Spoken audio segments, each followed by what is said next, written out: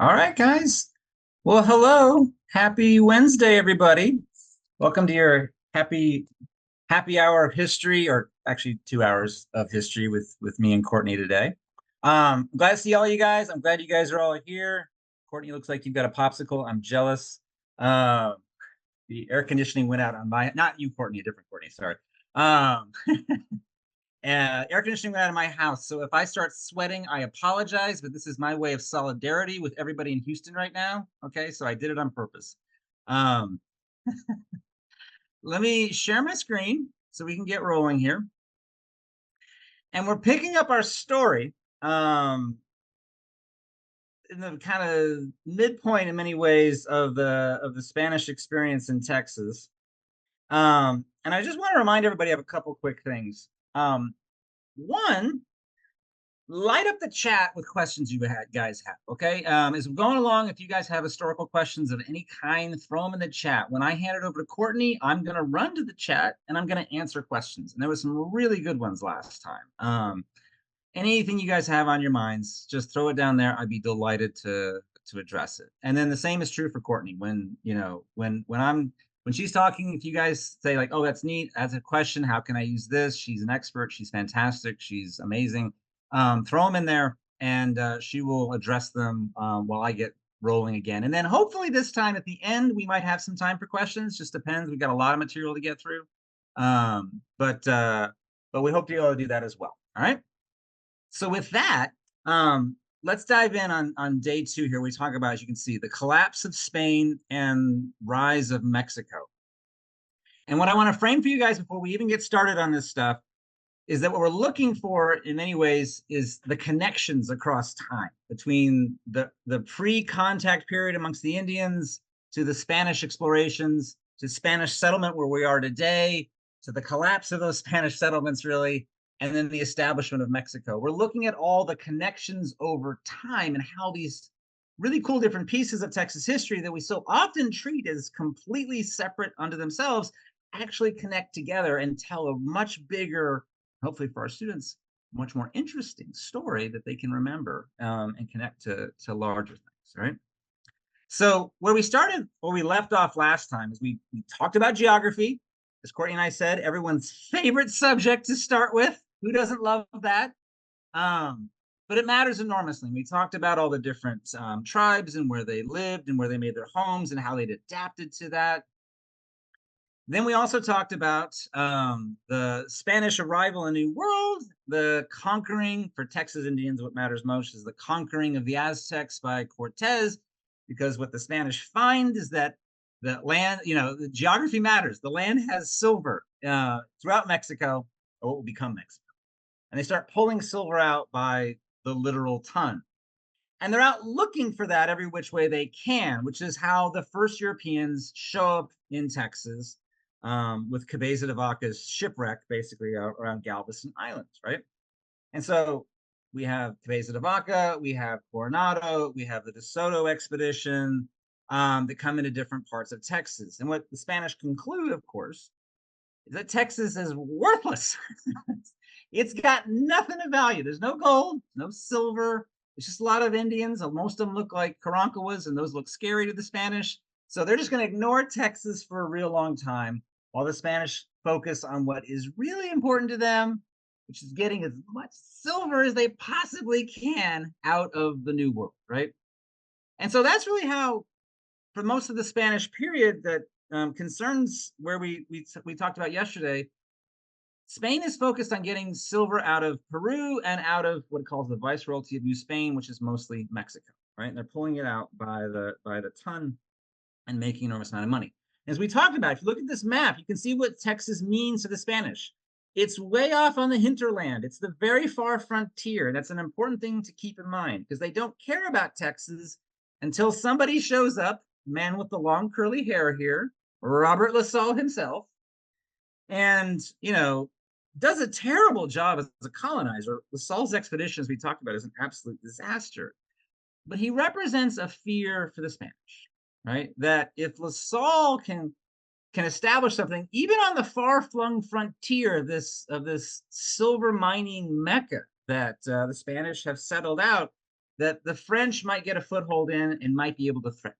And so suddenly Texas matters, the geography of Texas matters, not because of Texas, but simply because Texas can become the buffer zone between any other foreign powers like the French and what the Spanish are developing further south.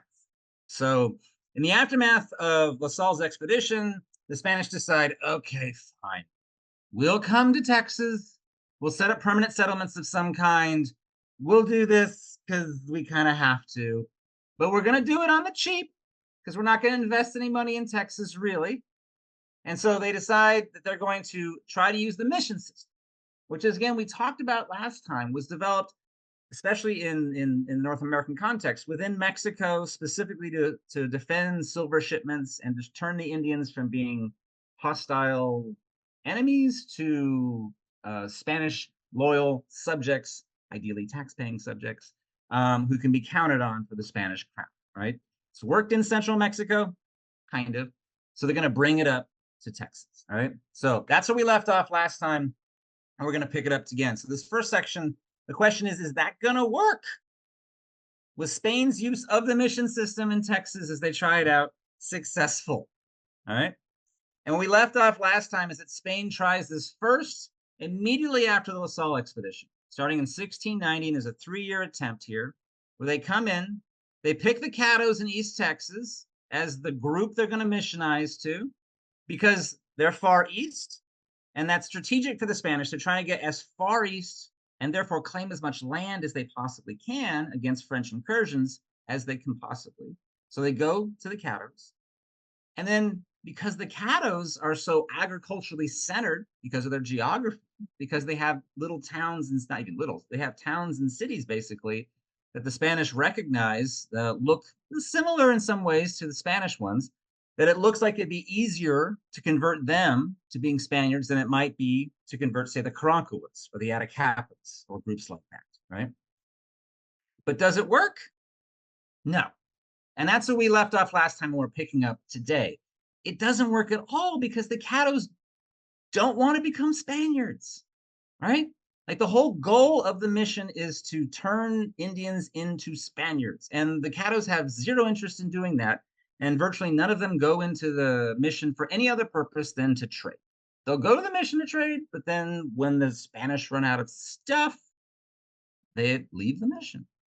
And then after smallpox epidemics that the Spanish had brought with them decimate a lot of the Caddos, in 1693, the Caddos throw them out, right? So the Spanish leave, they abandon East Texas, they abandon the region for a while, about 20 years or so. And then they come back in 1760. And why do they come back? They come back for a second try at it, making permanent settlements in Texas, essentially because the French come back. Now, the French don't come back to Texas, right? La Salle's dead. His bad navigation skills are no longer at play. But if you look at the map here in the bottom right, you've got Mobile, you've got Biloxi, all right? Those are established late 1690s, early 1700s. You've got Natchez, which would be Natchez, Mississippi eventually. You've got Natchitoches over here, getting close to where it will be Texas. And then New Orleans will be established in 1718 as well. So this is what the Spanish are worried about, and they've got to stop this. So they decide, we're going to come back to Texas, and they're going to try it again. Now, missions to the Caddos did not work the first time. So what are the Spanish going to do this second time? That's right, the exact same thing. They're going to march right back in and say, you know what, we just didn't try hard enough. Let's go in and give it another good shot. So they come in, they reestablish more missions around Nacogdoches, just come right back in. You can imagine the Caddos looking at them from their village going, oh, good, these guys are back. Super. But then they go even further. So you guys see in this map right here, they go to Nacogdoches, or what will be Nacogdoches, that area. And they keep even going further. And you guys see this sign says, or this label, it says Los Ades. That's actually a settlement that they established. The Spanish go even further east and establish in Western Louisiana, modern day Western Louisiana, where they establish a presidio. And this is a artist rendition of what that presidio looked like. It's just it's a bunch of sticks in the ground that looks kind of like a fort that they establish out there. All right. But the reason they do it is to get right up in the face of the French. See in Natchitoches right here, Los Adays is right in front of that. Like this gives you a sense of what the French are, or the Spanish are trying to accomplish. They're trying to push out the French as much as possible. And then they make Los Adays the new capital of Texas. So if you want to win a trivia night with your family at Thanksgiving next fall, you can tell them the first capital of Texas was actually in Louisiana. So anyway, that's them trying to keep the French out. But they have learned from last time a little bit. And so they decide they need some sort of support for these missions to the Caddo Indians in East Texas. So they decide to set up a kind of halfway point that will relay supplies to the East Texas missions. And that is why they settle San Antonio starting in 1722. Or sorry, 1718. So San Antonio gets established not because it's a beautiful spot, not because it's going to be San Antonio. It's really just a halfway point between East Texas and other Spanish settlements in northern New Spain. And so it's kind of a relay point for supplies. They're going to go to East Texas to try to keep those missions alive. Its whole goal originally is just to support Los Adays and the missions around what would become Nacogdoches. So they established that over there. They established about 5 missions up and down the river. They have San Antonio, then they've got Concepcion, San Francisco, San Juan Capistrano, and on down the line, San Miguel, San Jose. The first one actually established along the river there is San Antonio de Valero, which later becomes known as the Alamo. So it's really the first piece of San Antonio that is established in 1718. So they established missions in East Texas and Western Louisiana. Then they established San Antonio as a halfway point. Woo! And then the Spanish decide we got to have one more mission. All right. And they decide to put that on top of the site that Robert La Salle's failed fort was found at. All right. So they go down to what becomes La Bahia, later Goliad. And they establish a mission, Espiritu Santo, right there on top of La Salle's failed fort, right? So this is the Presidio that's established there, and there's also a mission established there. They do this in 1722, and I think this is one of the most telling things of all, that they're so wigged out by the French that they actually build a Presidio and fort on top of La Salle's failed expedition, just in case this dead guy comes back.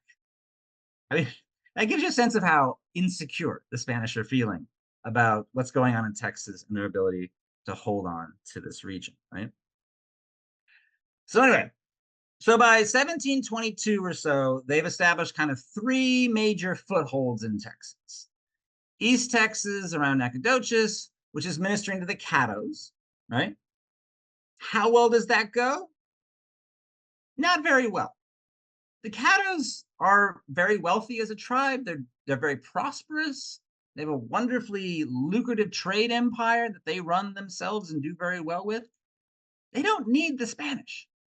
So those missions never do well. And in fact, they all kind of fail one after another and eventually get relocated down towards San Antonio, which is how we end up with 5 missions up and down that river over there. All right. Eventually, Nacogdoches will become a town in 1779, kind of out of the remnants of everyone, the Spaniards who settled in that region. But it just doesn't go well because the missions fail in their mission. Down at La Bahia, down here on the coast, do you guys know who they were missionizing to around La Bahia? Anybody know? It's the Karankawas. There you go. Richard got Quran down there. It's the Karankawas down there, right? How well do you think the Karankawas responded to missions? Yay or nay? So Lewis, nay, not today. Yeah, not today, Spaniards. Yeah, no one's voting yay. I got nope, nay. No, in no way does that work well for the La Bahia mission. They're hanging on by their toenails right down there. I think not. That's exactly right, Stephen. So that doesn't go well, right? The only missions that go even moderately well, and I would put a big moderate label on that one, are the ones around San Antonio, because you guys remember which tribe that they're missionizing to. It's not even one tribe. It's kind of a group of tribes. It's the Quiltecans, remember? And when we talked about yesterday, so again, this is connections over time, right? The Quiltecans are amongst the absolute poorest Indians in Texas. They're in one of the most challenging geographies in Texas. They are desperate for food, and they're actually desperate for protection from their enemies. So the Quiltecans they're like, yeah, missions, baby. Let's go into these things. You guys have meals? That's fantastic. Big walls that keep out our enemies like the Apaches? Sign up for that. So the Quiltecan tribes do go in there. They don't never want to become Spaniards. They never want to buy into what the Spaniards are selling, but the ones around San Antonio work better than anywhere else. And San Antonio slowly becomes the center of Spanish settlement in Texas as a result. And it will, by the late 1700s, become the capital of Texas. Los Days is basically just abandoned. All right. So here's San Antonio. You guys have probably seen this famous lithograph of San Antonio. That's the San Fernando Church right there. You guys are seeing in the middle. This is the market square. Actually, no, sorry, this is the military plaza.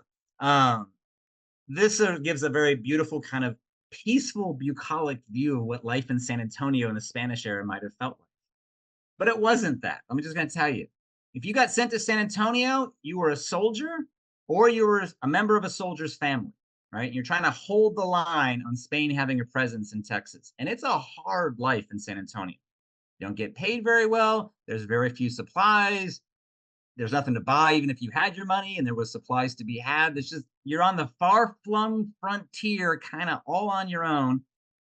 And it's a scary place if you're a Spaniard being sent to this region, right? And there's a lot of reasons for that. And we can almost see this in the architecture. So I don't know if you guys recognize this building right here. This is often called the Veramindi Palace, right? And those doors right there, you see, were actually in the Alamo for a long time. This is one of the famous structures of downtown San Antonio. It's been torn down, unfortunately, in the early 20th century, but it gives a sense of how Spaniards in San Antonio would build their houses. If they could build them any sort of way, they build them to look like this. What does this look like to you guys? To me, it looks like a fort. It looks like a fortress. And much of downtown San Antonio, or early San Antonio, it's not downtown yet because it's the only thing there is, but much of early San Antonio was built to look like a fortress. Yeah, Todd nailed it. It's a fort. Why do they need their houses to look like a fortress? Because they need the protection from the local Indians that surround them. All right, particularly not the Quiltecans, but the Apaches.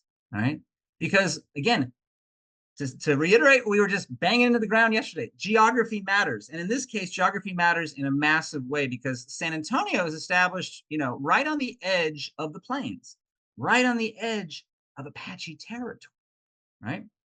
But by the time the Spanish come back and establish permanent settlements in the 17 teens, all right, the Apache are a very different group because of those earlier Spanish explorations. Because when the Spanish came in the 1500s and turned loose horses on the plains, the Apaches had adapted themselves to horse culture. They had adapted themselves to hunting the buffalo horseback, but also raiding their neighbors. And I think I mentioned this last time, but the Apache make much of their living by raiding neighbors. They raid the Humanos we talked about last time to death. They exterminate them, right? And then the Apaches also raid the Quiltecans now, which is why Quiltecans want to go into the missions around San Antonio, if only for the protection, right? So the Apaches start raiding San Antonio as soon as San Antonio is established. I mean, they put up their flag. Hey, we're San Antonio. The Apaches are coming in. They're raiding. They're taking food. They're stealing horses, and they're attacking the missions that are protecting the Quiltecans because the Apaches don't like that. The Apaches have been very happy raiding the Quiltecans. They don't want someone else, the Spanish, interfering with all of it, right? My point in simply saying is that the Spanish have walked into a situation that they have helped create, and it's a tough one for them. And they're not quite sure how to establish a presence here that will survive and then thereby hopefully start to thrive. Spanish don't know is that they've also started creating another problem for themselves in another group called the Comanches, right? And again, we talked about this a little last time. This is, again, those connections that we see across time that are really important. Because when those horses get turned loose in the 1500s, they don't just transform the Apache, they create the Comanches, right? You guys see this map right here. It goes from Texas all the way up to, eastern Colorado and Wyoming, right? Up here in the north, you can see where it says Shoshones and 1500. The Shoshones are on the edge of the mountains where they meet the plains. And there's a group of Shoshones that adopt the horse and transform themselves into a new group, the Comanches. And this happens during the 1500s and early 1600s, and it will transform slowly over there. And then as that happens, they start migrating south and moving closer and closer into Texas. And you can see these are these arrows as the Comanches are starting to move from northern Colorado, southern Wyoming, down toward into the Texas plain. You guys remember yesterday that big highway into Texas that brings the very first peoples into Texas following grazing animals? That's what happens with the Comanches. They come in and they move in to the Texas plains, right? And they're a totally different force than anyone's seen before. They are militarily stronger and more fearsome in many ways than the Spanish themselves. They have larger numbers. They have more horses. They don't have firearms, at least this early period. But you see those 10-foot spears they've got? They are deadly, they are terrifying, and they are built entirely around raiding. Raiding and hunting buffalo, but raiding is how they support themselves. And they're very good at it, and they're very willing to do what it takes. And so when they move into the plains, they move into this big territory right here. You guys see this gray on the map? That's basically the plains territories. They move into that whole region, and it becomes Comancheria, as it's often called. Who's already there? You guys remember? It's the Apaches, right? So what happens between the Comanches and the Apaches? There's a war, right? And there's something else that's important for us to remind our students is that we often treat Native American groups like they're static, like they just were always in this one spot. They never moved. They never had conflicts with the other. They were just there until Americans moved west. That's not true. These different tribes moved around. They had relations of all kinds with each other. Sometimes it was good trade relationships, like with the Caddos. Sometimes it was war, like between the Comanches and the Apaches here. But they are just as human as everybody else, and they have as much of a history as everybody else. And in this case, when the Comanches move in, they find themselves competing for the plains with the Apaches, and there's a war between the Comanches and Apaches. I'd love to go into that. I usually do 2 whole lectures on that. It's really interesting. But the short version is the Comanches win those fights. The Apaches get pushed out. All right. And so you see right here, as the Comanches take over this center piece right here, Apaches of various kinds get pushed out to the sides. You guys see those darker areas out to the sides? That's where Apaches are being forced out of their home territories.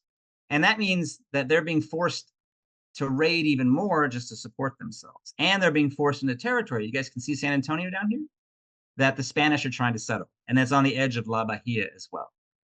I say all that to say that puts even more pressure on the Spanish, because now the Apaches are raiding more fiercely, and now the Comanches are also raiding, and the missions are failing. So by this mid-1700s, things are not going well for the Spanish in any way, shape, or form in Texas, all right? The Comanches and Apaches are running roughshod over them. None of the missions are working. What's your next step? What's your next move? What do you do in this situation? If you're the Spanish, their solution is build more missions, which to my students is incredible. They're just like, why do they do this? This seems like it's not working. Why do you keep doing this? Like, here's a map that shows you a lot, not all of them, but a lot of the missions that were being built during this time. Why do they keep building missions? My students will, if I ask my students this, I don't know what 7th graders would say, but if you ask college students this, what they tell you is, it's because the Spanish are stupid. And I'm always like, no, they're not stupid. They're just as intelligent as you and I. The only difference is we know what happens and they don't, because they haven't lived it yet. So only advantage we have over them is hindsight. I say there's actually a really good reason why they keep building missions. The Indians keep asking for missions, which sounds counterintuitive, doesn't make any sense to them. But I explain, you see, the Indians ask for missions not because the Indians want to become Spaniards, but because the Indians want the missions for something else. They want them to trade with in East Texas. They want them for protection if you're a Quiltecan. They want them for food or to raid for food if you're a Karankawan. There's a lot of different reasons that the Indians ask for missions. It's never to become Spaniards, but the Indians are sophisticated enough to tell the Spanish what they want to hear so that the Indians can have something that they want, which is a place to trade, a place to raid, a place for protection, whatever they can get out of that situation. And so basically they play the Spaniards over and over again throughout most of the 1700s, right? And for that reason, I would say we call this whole period Spanish Texas. That's a misnaming. It is never controlled by the Spanish. This is Indian country the entire time. The Comanches are the ones in charge. The Caddos, if you're in East Texas, they're the powerful ones. Never the Spanish, never at any point. And the Spanish finally figure this out by the 1790s when they finally decide to abandon the mission system. And they realize it is an absolute abject failure because of one basic thing. The Indians never want to become Spaniards. And that's the whole idea of the mission system. If that doesn't work, it's not going to happen. So the Spanish, starting in the 1790s, they start decommissioning the missions. The Alamo is actually the first one that's taken out of operation in 1793. And they shift to a new method of dealing with the Indians, which is just outright bribery. All right. What the Spanish decide to do is that if the Indians are going to raid, if the Comanches are going to come pouring into San Antonio here and raiding, how about instead we just promise the Comanches that if you come in October, we will have a pile of stuff for you. And you don't have to raid us. We'll just give it to you. In exchange for that, please don't kill us. That'd be nice. And so every October and then, March or whenever in the spring, twice a year, the Comanches knew they could come into San Antonio and get goods for free. The Spanish would just give them as a tribute, which I think more than anything demonstrates how clearly the Spanish don't control Texas. They're paying tribute to the real powers in Texas, the Native Americans all over Texas, who are using the land and its resources to their power base and being able to use it to control the Spanish. So by the time you get to 1800, what's the situation for the Spanish in Texas? Incredibly weak, incredibly weak.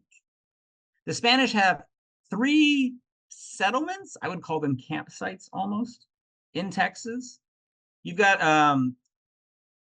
about 500 to 800 people around Nacogdoches over here in East Texas. You've got 5, maybe 600 people around La Bahia, which will later be called Goliad.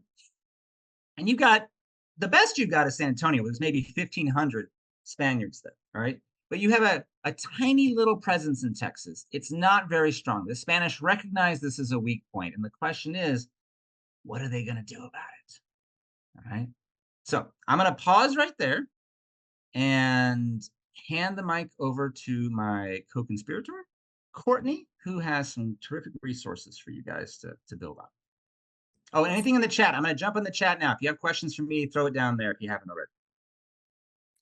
All right, and let me get my screen sharing on. Okay. I have posted the next day's materials, today's materials, for these lectures in the classroom, just like yesterday. Also, before I forget, yesterday, many of you had asked for like how to play the role-playing game. I've also included that in yesterday's. So that is available in yesterday's material as well. Okay, so starting today, we're looking at 2 assignments around the topic of the missions. The first one is looking at daily life in the missions and specifically the rules and regulations that were suggested for the friars to follow. So opening up this first material, there is a document that is this translated into English, of course, but it was called the Rules and Regulations for Spiritual Direction. Down at the bottom, it tells where it came from, Francisco Paulo's life and apostolic labors of the Venerable Father, blah, blah, blah, blah, blah. It actually comes from California missions, but there are a lot of similarities. And there are 7 rules here that the fathers were highly suggested to use, like to put in place at the missions. They talk about, how and who and when should be baptized, following the holy sacraments and holy days of obligation, what to do with people who haven't been converted, what to do with the Native Americans who are quote unquote more intelligent and capable, what to do with the sick Native Americans. And so there's 7 rules going into all of this. And there are words that I have put into bold. Some of them the students won't need to know really going forward, like neophyte, but other words like missionary and baptized, they might need to know more. So I put these words into bold. And then what I would do is just read through this the first time with the students as they follow along. And I mean, all of you who teach 7th grade or any age level probably get the same response from your students when they realize that there's a long primary source document, is just rolling eyes and sighs because they know it's going to be difficult and they're not going to understand the language or a lot of what it's saying. So several read-throughs of this will help, especially in the students who struggle with literacy. So I would read through the first time and have them just listen. And after each little chunk, like after I read the first one, I might see like if they could put into 1 or 2 or 3 words kind of what at all that's talking about. The second read through, especially for low students who struggle with low might be a negative thing to say, but students who really struggle with literacy is when, I can't remember if I talked about this yesterday, but students who are struggling to read will just read each word and then there's no rhythm to it, and because they don't really know what they're saying. When you read it again, you can have them mark the phrase breaks. I think we did talk about this. So marking the phrase breaks to where when you take a breath, they mark a little slash. When you have a full stop from a period, they mark 2 little slashes. That way they can kind of see the rhythm of it when they read it themselves. And then the third time would be them reading it themselves or with a partner. And doing the activity with it. So the advanced level of the activity, it's divided into rule 1, rule 2, and each one starts with those bolded words and gives them not multiple choice, a matching options for what those words might mean. So they can go back and use the context of the reading to try and figure out what those words mean. And then they can reread it, like inserting the definitions basically of the word. So like baptized, admitted to the church, they could go back and say, those who have been baptized, those who have been admitted to the church. And they could swap those words out to have a little bit better understanding of the material. Then for the advanced version, there's a box for them to write in 1 or 2 complete sentences, like rewriting and summarizing the regulation in their own words. So that is the lesson for the advanced students. It goes all the way down. If you go to the grade level students, same basic idea. So you could pass an advanced level out to a student with high academic ability in the same class that you passed out this paper for the grade level ability. They're still matching, but here, instead of trying to put it into their own words, they're placing a check mark next to what statements are true about each rule, to see, kind of if they got the gist of what is being said in that rule. And then the foundations level, same thing with the matching, but the question it asks is, there's even more supports there. It's just reading the question and trying to determine which answer is the best summary or summarizes best that rule in particular. So again, like there's not tons of differences between these levels of work, but I do that so that you can put, if you wanted to, all 3 of these all 3 of these materials to students in the same classes, and none of them would be lost, and they could each work at their own pace instead of you having students struggling with grade level work when they need accommodations. So that is the missions rules and regulation. If you have any questions, go ahead. I see that you're already putting some in the chat. The next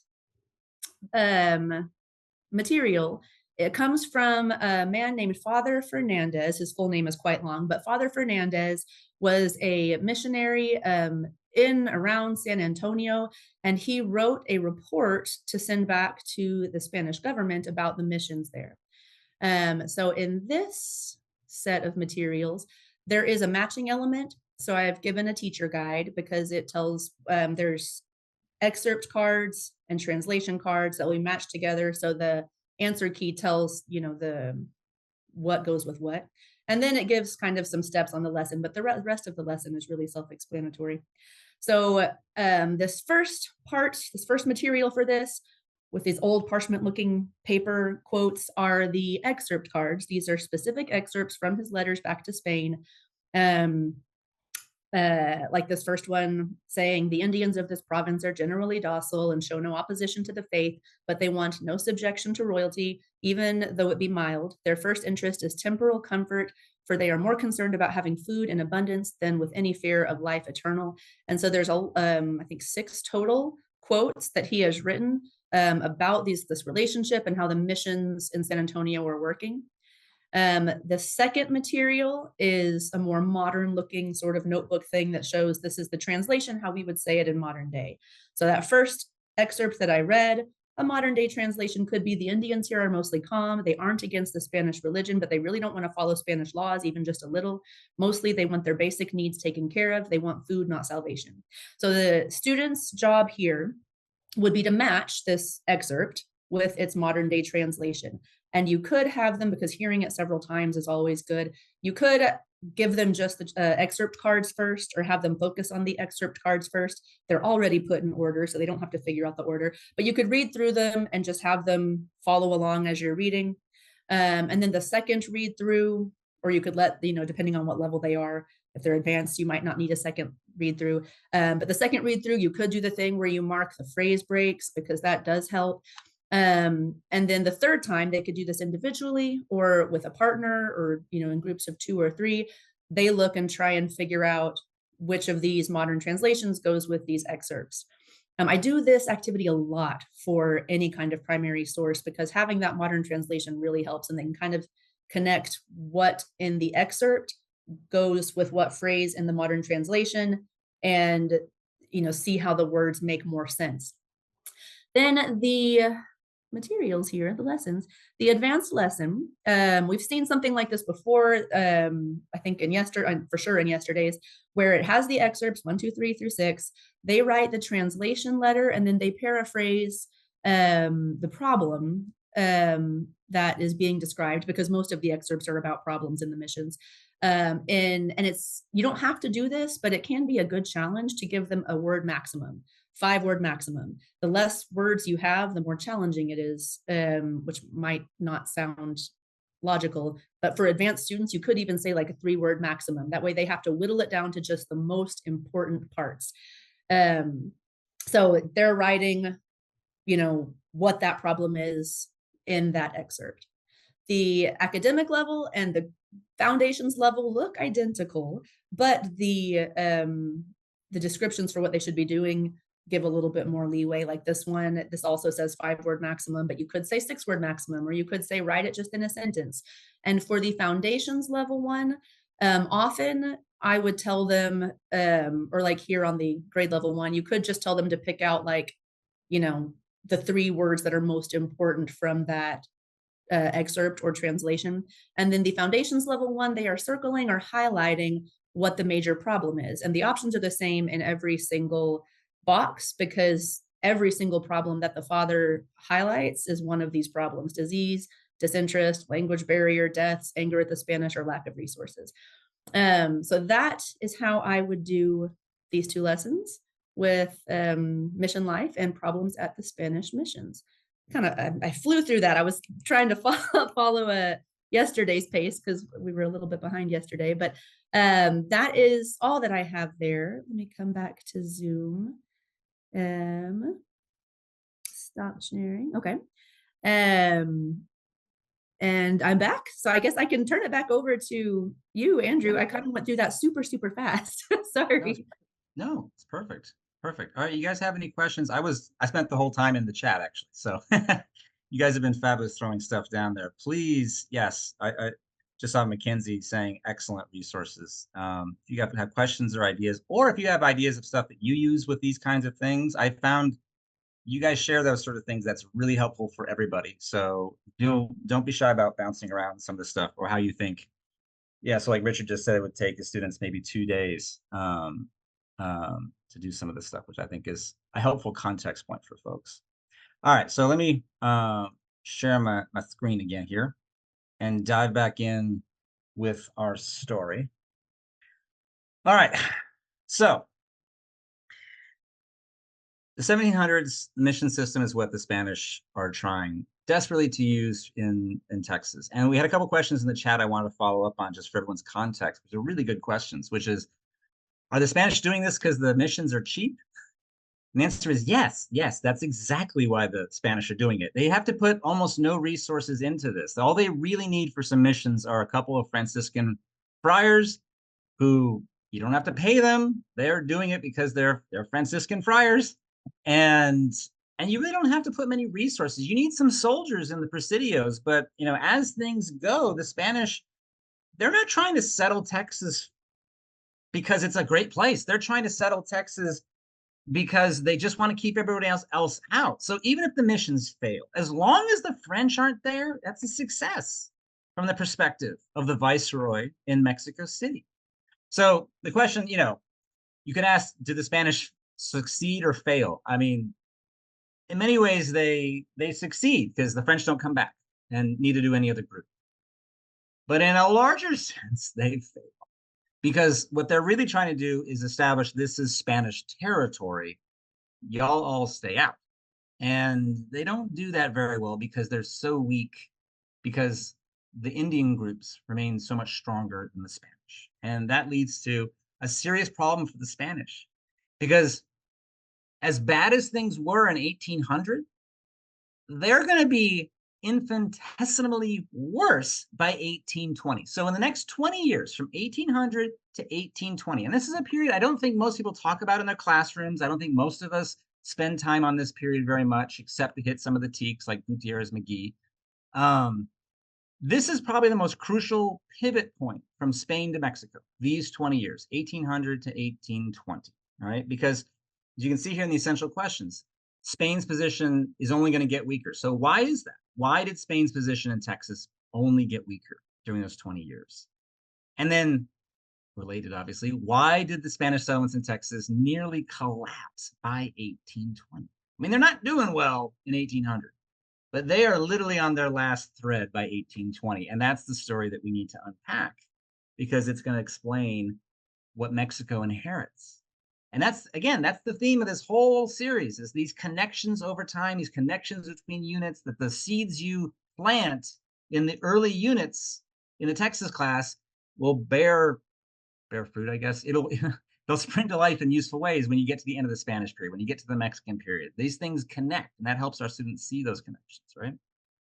All right, so 1800, Texas is a hot mess, and it's going to get worse because of 4 major problems. If you're taking notes at home, there are 4 major problems I'm going to walk through here that confront the Spanish, all right? Major problem number 1, the United States becomes your new neighbor, whether you like it or not. Here come the Americans. All right. So you guys know this story. Louisiana Purchase, 1803. Basically, Napoleon needs money, and he promised the Spanish he would not sell it to the Americans, and then he immediately turns around and sells it to Thomas Jefferson for a song. Jefferson loves it because it doubles the size of the country, and from the Jeffersonian ideal, farmers are your best citizens because they're independent minded, because they can grow their own food. So having land ensures democracy is what Thomas Jefferson thinks. He calls this an empire for liberty. Anyway, that's great for the Americans, but for the Spanish, we look at it from their perspective. This is scary, because the United States has been just exploding westward at a rapid clip. And now Thomas Jefferson is claiming that now the United States owns Louisiana. And here's the real kicker on this one. Nobody really knows where Louisiana is, right? Like, there's no strict borders. This map here shows clear lines. There were no such things. It's the Mississippi River and everything that drains into it. You could have a very wide definition of that. And Thomas Jefferson actually claimed that the Louisiana Purchase went all the way down to the Rio Grande and included Texas. You know why? Because of our old friend Robert La Salle. See, Connections, things connect. Robert LaSalle lands at Matagorda Bay, but he gets so lost. Remember, one time he wandered all the way down to the Rio Grande looking for the Mississippi River. Thomas Jefferson actually uses that incredibly flimsy pretext to claim that Texas is included in the Louisiana Purchase. Now, Spain calls this stupid and says, no way, this is not actually your territory. But here's the problem for Spain. They have so few people there. There's not a lot they can do to say, no, this is ours. You know, they've got a handful of folks over in that territory. But if the United States wants to come pouring in, Spain realizes they'd be hard pressed to do something. So the failures of the mission system are now causing serious problems for the Spanish. And they know it. They want to do something about it. But they're not going to be able to do anything about it because the Spanish are going to have a second major problem that crops up just a couple years after the Louisiana Purchase, which is the outbreak of the Mexican War for Independence. Now, this is not a big point, but I just want to make this as a clarification for you guys. I have a lot of students who will call this the Mexican Revolution because they think of, the American Revolution, so this must be the Mexican Revolution.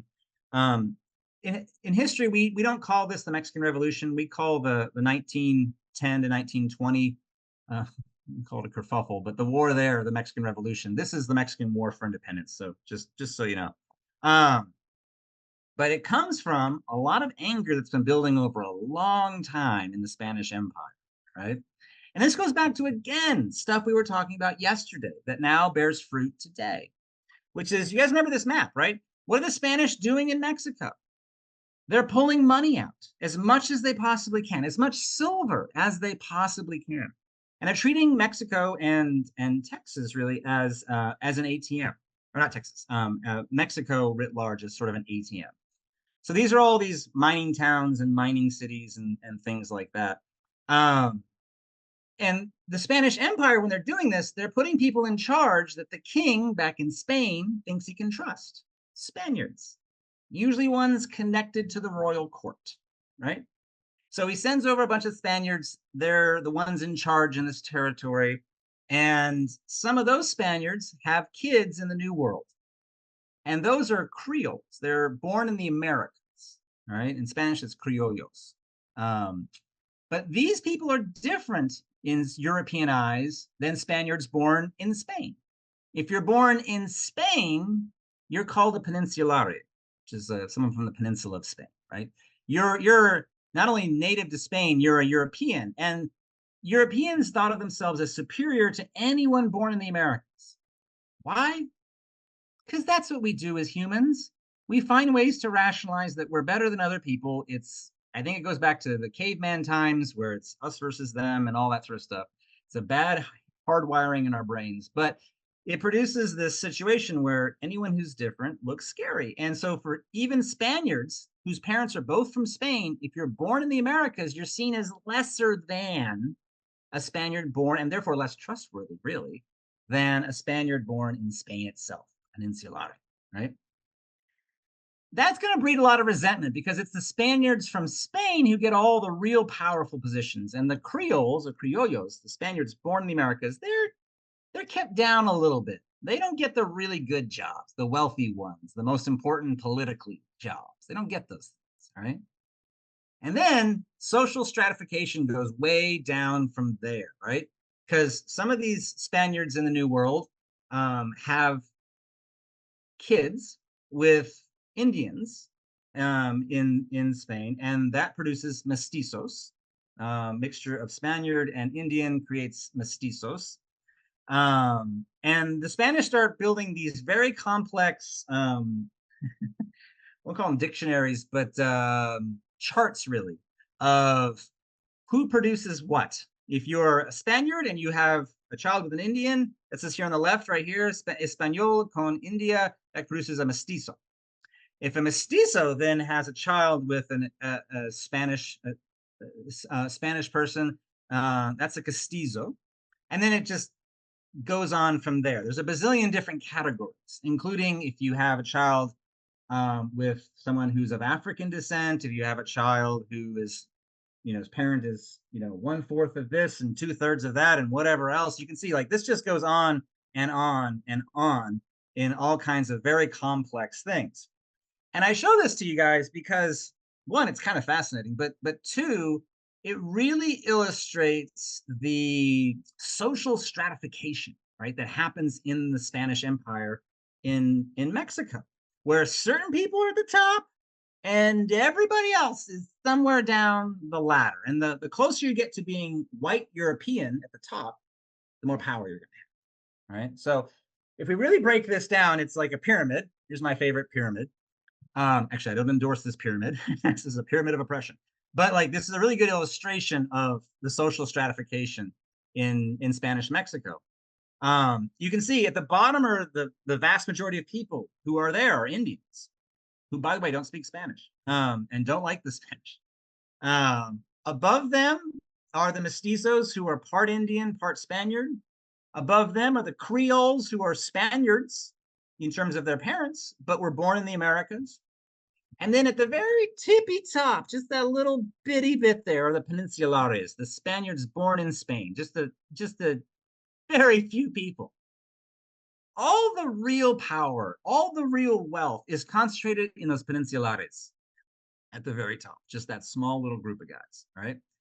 So those guys are having a great time. How's everybody else doing? Not so hot, right? So there's just anger and resentment all the way down that pyramid. Indians, mestizos, but particularly Creoles, the Criollos, because they are so close. They're so close to the top. They're almost there, but they can't get there. They will not be allowed because they've been born in the Americas. So this produces a lot of resentment. When you look, I love this map of New Spain. That shows you just how broad and expansive this whole territory really is. Texas, you can see the province of Texas up there. It is far off, crazy land. It might as well be the moon to the Spaniards for the most part, which is to say we've landed a few people there, but we're not really making much of an effort to go back. Most of that anger and most of the people are in what we call central Mexico today. These territories kind of right in the middle of all of this. That's where most of the settlements happen. And that is where the rebellion that becomes the War for Independence in Mexico erupts. On September 16th, 1810, which is Mexican Independence Day today, not Cinco de Mayo, September 16th, 1810, when this guy on your bottom left here, who's a parish priest named Miguel Hidalgo, who, oh my goodness, this guy's got an amazing story all by himself. I wish we had time to talk about it in detail. We do not. But if you look him up, there's a lot to be said about Miguel Hidalgo. But Hidalgo, he issues what's called the Grito de Dolores, the cry for good governance, basically. It's not even actually a cry for independence. It's just saying we need to reform things within Spanish territory here. But it becomes the sort of spark that ignites all this anger. And so this war for independence erupts, all right?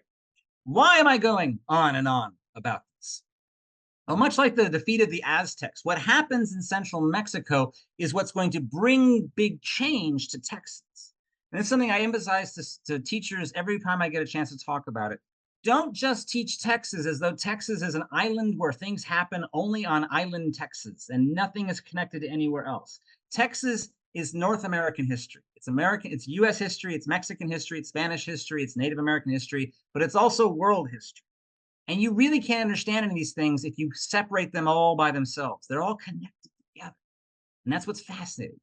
Because when the war for independence erupts in Mexico, it brings an enormous amount of violence into central Mexico, but it brings an enormous amount of violence into Texas. And the reason is something I know you guys have heard of. A guy named Jose Bernardo Gutierrez de Lara, who I usually just call Gutierrez in class. He's part of this war for independence. He's a lieutenant of Hidalgo's, and he is sent to the United States to try to raise support in some form or fashion for this rebellion. So Gutierrez, he goes to Washington, D.C., meets with President James Monroe, asks for help. The United States says, no, we're not going to help you. I mean, we'll cheer for you. Go rebels. But the United States is not going to give any material support. So Gutierrez comes back. He's heading back toward Mexico. He stops in New Orleans, where he finds a ex-US Army officer named Augustus McGee, who had gone to West Point and had military training.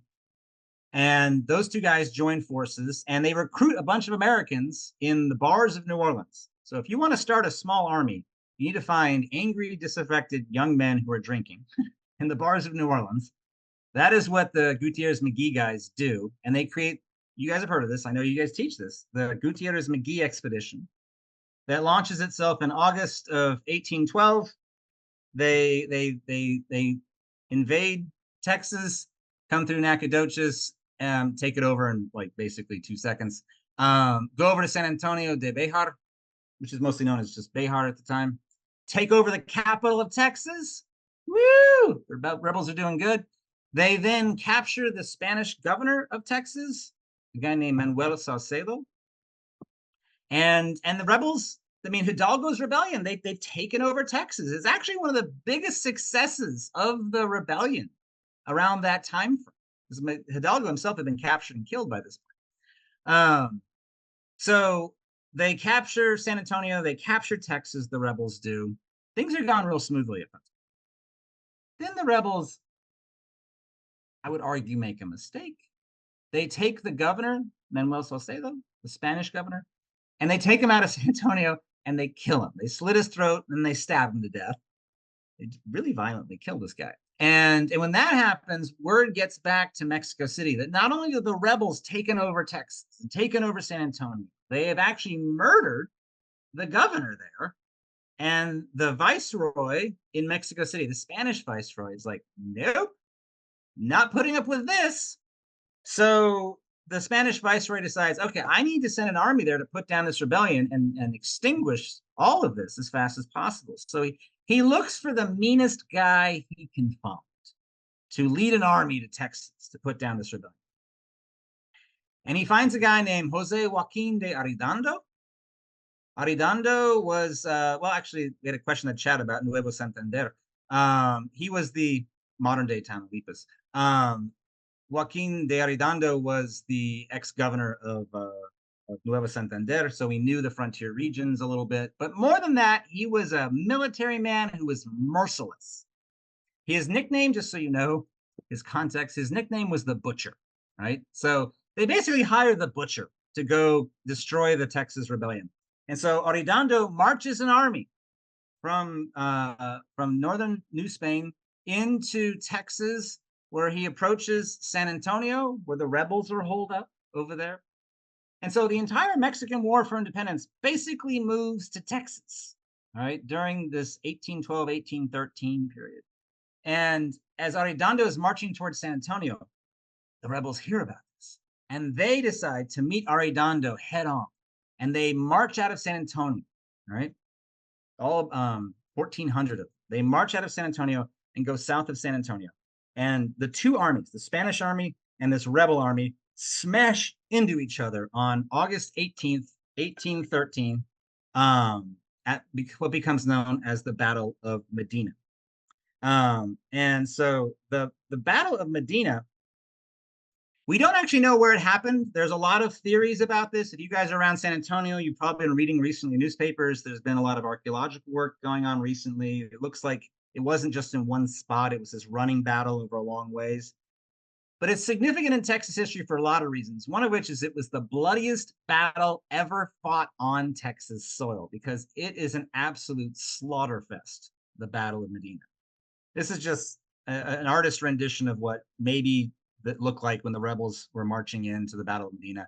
I don't think they were actually this organized. I think they were probably a lot more disheveled and doing the best they could. But Arredondo's trained Spanish troops who knew what they were doing and could follow commands decimate the rebels. Of 1,400 rebels in the Gutierrez McGee expedition, all of them are killed. All of them, except 100 guys. I mean, that is just across the board a destruction of the rebel army. And every time I say rebel army, I think of Star Wars. I don't know why that keeps popping in my head. Arredondo's troops, by contrast, lose almost nobody. Out of Arredondo's 1,800 soldiers, you can see only 50, not 15, but 50 die. That's it. So you can see this is about as one-sided a slaughter as you can possibly imagine it to be, right? And all of this is super important to understanding the collapse of the Spanish presence in Texas, because of those rebels who are killed, so many of them are Spaniards who live in Texas, who we often call Tejanos, which just is Spanish for Texan. And then Arredondo marches his army here into San Antonio and takes it back over for the Spanish Empire, for the Spanish monarchy, for Spanish authority. He destroys the rebellion. And when he marches into San Antonio, he rounds up Tejanos, Spaniards native to Texas. He rounds them up and he executes another 300 something Tejanos in San Antonio for having aided and abetted the rebellion. Like, he is just merciless. That's why he's called the Butcher. Many other Tejanos, like when they hear Arredondo's armies marching in to San Antonio, they abandon San Antonio and they run as fast as they can east, heading toward Nacogdoches and eventually Louisiana in the United States, to hide from Arredondo and to hide from the Spanish army, right? Because they're deathly afraid of being killed by this, right? And I say all that to say, this is what's so important to understand, okay? So if you're taking notes and you write nothing else down about this section, write this down. The Mexican War for Independence brought horrific violence to Texas, and it meant that it killed about 1,000 Tejanos through Arredondo's troops coming in and reasserting authority. About 1,000 Tejanos get killed, all right? That's a lot. But in addition to that, another 1,000 or so just leave Texas and go to Louisiana to save themselves from all this violence, all right? That is crucially important because do you guys remember how many Spaniards were even in Texas to begin with in 1800? If you add it all up, maybe 4,000, roughly. I mean, if you add it all up and then generously round up, it might have been 4,000. So if you take 4,000, you kill 1,000 of those people, you run another 1,000 out of Texas, what have you left? You left with half of Spanish strength in Texas when you started in 1800. And so that's why this is so crucially important. Spain was teetering on the edge in 1800. And then by 1813, they are down to half of that strength. That is really losing things very rapidly. And then you run into major problem number 3, which is Indian raiding then dramatically increases after the Gutierrez-McGee expedition. This is, again, something we never talk about, but we should, because it's crucial. Because after Arredondo comes in, he kills 1,000 Tejanos, he runs another 1,000 out, he then confiscates all the weapons that the rest of the Tejanos even had in San Antonio or La Bahia or wherever. And the Comanches quickly realize that now the Spaniards who live in Texas, the Tejanos, are even easier to hunt and kill and to steal from and take their horses and whatever else you want to do. So as soon as Arredondo's army marches back into northern New Spain, the Comanches launch a whole new series of raids. The Apaches do the same thing. And in fact, both the Apaches and Comanches focus so heavily on raiding the Spanish in the aftermath of this that the Comanches and Apaches have a truce between themselves in 1816. They say, we're not going to fight each other, so we can both focus 100% of the time on just raiding the Spanish, right? And so as a result, the Texas position of the Spaniards gets even weaker. Nacogdoches is basically just abandoned. La Bahia, later Goliad, is also basically just abandoned. Everybody, all the Spaniards, whoever's left, just backs their way into San Antonio, kind of Fort San Antonio, trying to survive as best they possibly can, right? It is kind of a disaster. Which leads to our final major problem number 4, which is that Americans start invading. And when they do, the Spanish in Texas, I mean, they can't do anything about it. They don't have any power. They can't defend themselves against the Comanches or the Caddos. They certainly can't do anything about the James Long expedition, which you guys I know have heard of, and it's in the Teaks. But why would the Americans be coming in? Well, the Americans have always been interested in Texas. We'll just say that. But they're not really coming in before this any significant way. But that line where the Louisiana Purchase, right? We didn't know what the western edge of that was. Jefferson claimed down to the Rio Grande, even though kind of knew that was hogwash. There's a long negotiation that happens between the United States and Spain about where's the official line. It finally gets established in 1819 with what's called the Adams-Onis Treaty. That's John Adams, John Quincy Adams, the son of first President Adams. He's a Secretary of State and negotiates it with Luis Onis of the Spanish. You don't need to know that. Why am I going into that? Anyway, it gets established in 1819. This is that line. It's also called the Transcontinental Treaty. But it establishes some of the early borders of Texas, right? That's why we have the Sabine River and the Red River, right, as these particular borders of Texas. The United States in this deal gets Florida, and Spain gets Texas. That's the exchange that happens. The United States gets Florida, and the Spanish get Texas. That was a good deal for the United States. That was a good deal for the Americans. But there were some Americans, particularly in Louisiana and nearby Mississippi, who didn't like it because they want to give up Texas. And so they start launching little invasions of Texas. So that's why James Long comes in 1819. He's got 300 guys. He does nothing. It's a hot mess. He's kind of run out of there, and he comes back in 1821 with only 50 guys. Like, it's not a giant thing. There's not a giant American invasion. But my point is, there's nothing the Spanish can do about these things because the Spanish are so weakened by this point. And the Spanish, both in Texas and back in Mexico City, recognize that they are in an incredibly weakened position. And so for the Spaniards who live in Texas, like this guy, this is Jose Antonio Navarro, they have to ask themselves, what are we going to do?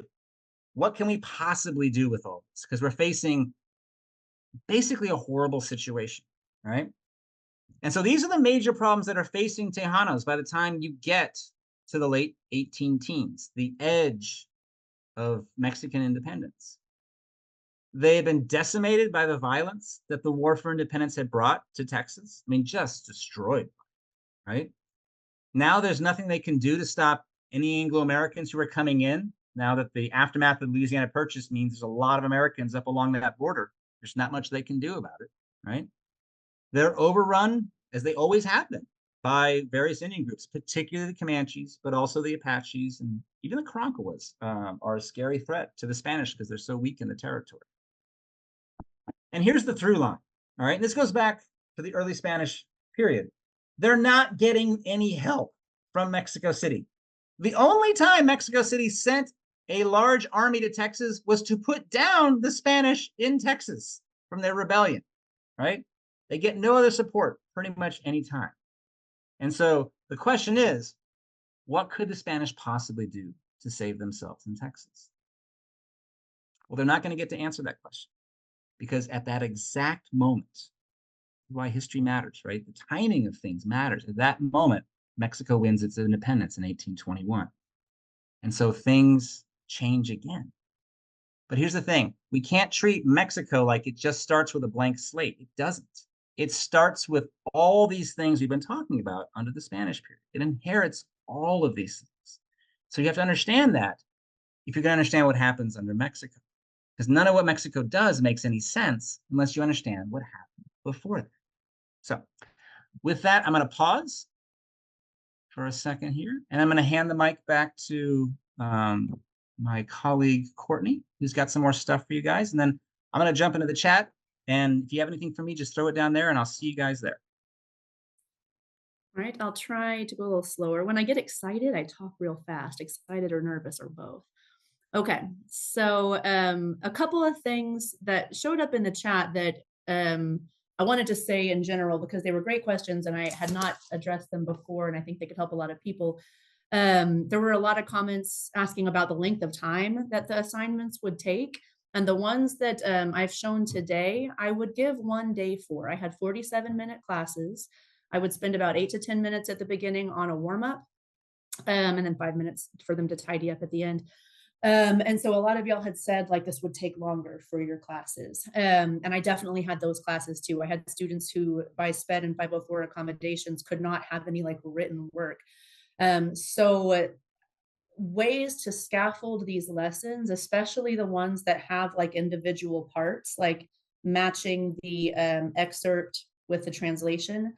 If doing all of that together is an overwhelming amount for any class that you have, because there are some classes that just have in general a much lower academic ability, I would break it up. You could have them all match it together, match the excerpts, match the translations. Y'all could do that part together, or you could have them do it in pairs. Maybe hesitate to say match a low student with a high student, because then the high student just does all the work often. But you could have them pair themselves up, or have them, typically with these matching ones, I'll have two or three students working on them together. And then if doing the whole rest of that for every single excerpt in translation seems to be too much for your students, what I would do is assign a group one excerpt in translation, and they're going to become the expert on that excerpt. They're going to become the experts on that excerpt. So those two students have already matched them. But now you're going to say, you look at this excerpt with that translation, and that's what you're focusing on. Answer the questions for that. Make sure you know everything about that one. You're going to be the expert on that. And then once they have become the experts on that, there's a lot of ways that they can get that information to the rest of the class. If you have students that are, good with speaking in front of people, they don't have to stand in front of the class or anything, but you could have the expert group on each excerpt, tell the class what they learned. Here's basically what our excerpt said. Here's how we filled in the information. And then the rest of the class is getting the work done based on the work that the experts got done. And of course, you'd want to check the experts' work before they start sharing out some kind of nonsense. But that is one way to make sure that the whole class stays on task. And if you have students that get overwhelmed easily, which is a lot of mine at least, that breaks it down into okay, this is manageable. They might think I can't do all of this, but I can do this one. And I love calling them the experts on it, because then they're like, oh, okay, I'm going to have to know what I'm talking about. So that is one way that I would break things down for classes that I would have, where okay, I can do this with an advanced class or even a regular traditional class, but I have this class of a lot of SPED and 504 students, or just students who struggle with literacy. Breaking it up into those smaller pieces, those smaller parts really, really helps.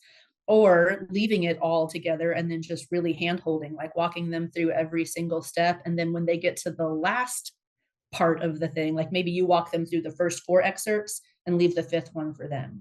So giving a lot of modeling, giving a lot of scaffolding. If there's any kind of thing where they have to write, giving a sentence stem really helps. Otherwise, you're just going to get it because it's good. I mean, I'm sure y'all all know. But that's one of the ways you can help make sure that these lessons don't run, much longer than you want them to. With that, coming to, and that all goes forward into the lessons that I'm presenting next also. So coming to day 2 resources, problems in Spanish Texas. The first one we're going to look at is trouble in Texas. And this one I will say is going to take probably 2 days. You could even do it 3 days, because it introduces a lot of these problems that Andrew mentioned, and it could be a good kind of presentation and overview of these problems. So first, there are materials here. There's 4 different primary source sets. This one is a quote from a Monterey newspaper talking about Native American raids. So it gives the quote, it puts it into context. The next one, so here, to our shame, Indians have appeared very early, making raids and murders.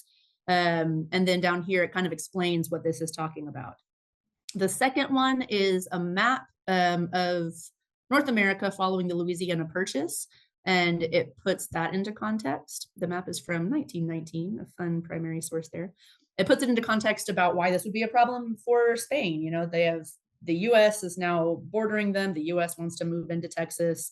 Primary source number 3, the War for Mexican Independence, with an image, a painted image of Father Miguel Hidalgo and the revolution behind him holding the fiery paper. And this, you can't really find the actual Grito del Dolores, but this is an interpretation translated into English of his passionate speech about, inciting people to fight for independence. This puts it into context, talking about the situation in Mexico, or in Spain, New Spain at the time, a lot of these problems, the inequality in society, and kind of introducing Father Hidalgo and beginning this fight.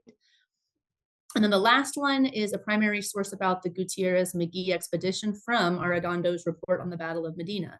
I was really hoping for some, when I found this primary source, I was hoping for some juicy, and then we sliced off all their heads, but it was very logical and everything. So this is talking about his report, how he put down the people and how his troops were full of enthusiasm and bravery, and the hardships that they went through. A lot of them were barefoot, bare-legged, he says.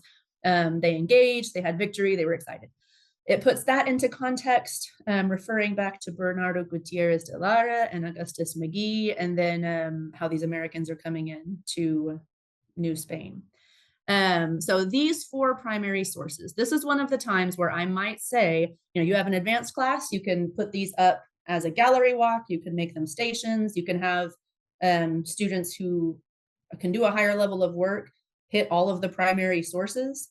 And then on lower classes, assign a group 1. Here's your primary source. This is the one you're focused on. And actually for this assignment, the way I have it set up, that is going to be the option that I went with. So looking at the advanced work, the students either choose one of those primary sources, or you can assign them. You can assign them to an individual student. You can assign them to a small group, 2, 3, or 4, whatever. And they read their primary source, or some of them are maps. So they can evaluate their primary source, read the context behind it. They write the number of their primary source here, the title of their source, because each source had a little, Indian raids, a little title at the top. And then they write a very short news headline and news snippet of their report.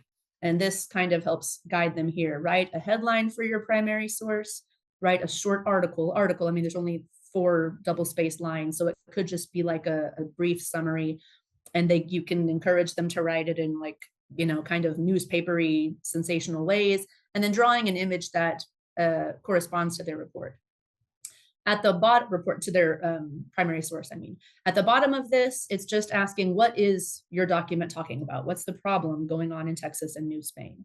So here, the students are only focusing on one of these stations. You could have them look at all of them, or you could just have them look at one and only focus on that one. And then how they get the rest of the information is, there's a lot of ways to do this too. Sometimes I would just say, okay, stand up and find someone who wasn't in your group.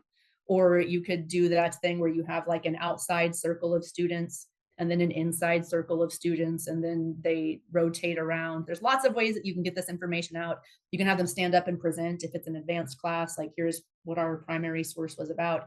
But basically they're teaching each other. So I had the primary source about the map. Here's my newspaper, here's the headline, here's what this problem was.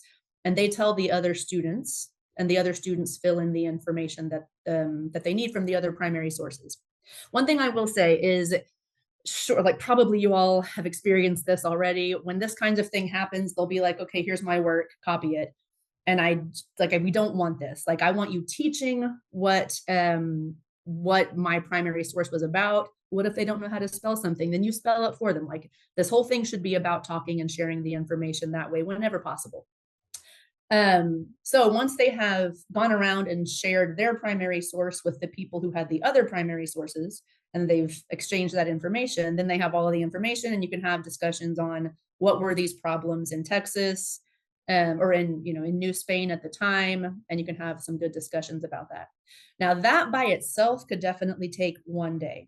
There is a second part of this, could be optional. A lot of my students could not, for the life of them, write a coherent sentence, let alone a paragraph. So this could be a full day activity, this writing activity, helping them organize the information that they have on the previous pages, organizing these different problems that showed up in Texas, and then creating a paragraph of these problems. This, I would say, is definitely a separate day class. My students, even the advanced ones, I doubt could do all of this in 1 day.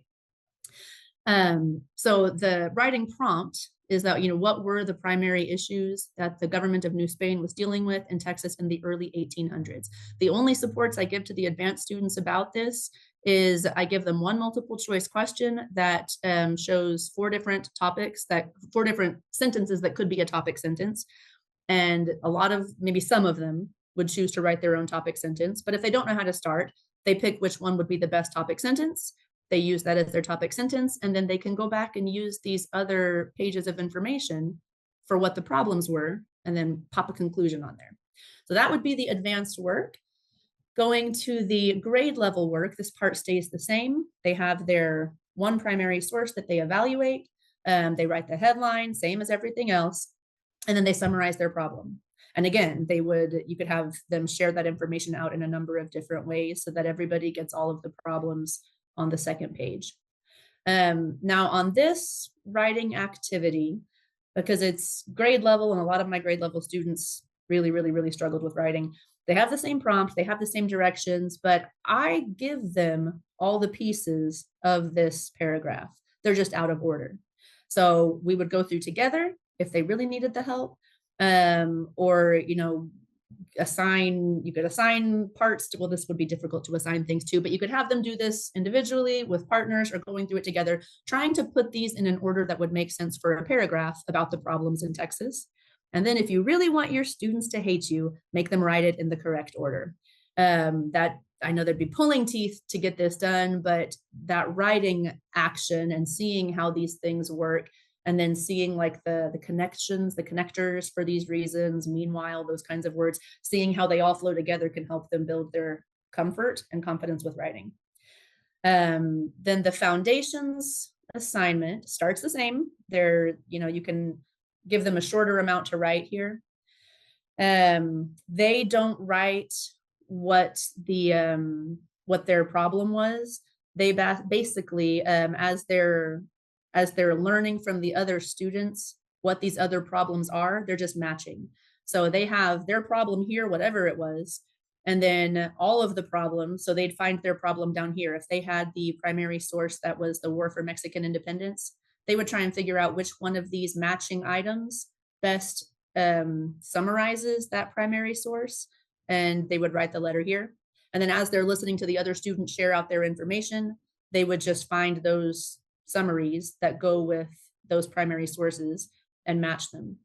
Then their last part is really no writing at all. They're just putting those paragraphs, the parts of the paragraph in order, like the rest of the students are, and they're not writing anything, because a lot of my students who needed these types of accommodations really weren't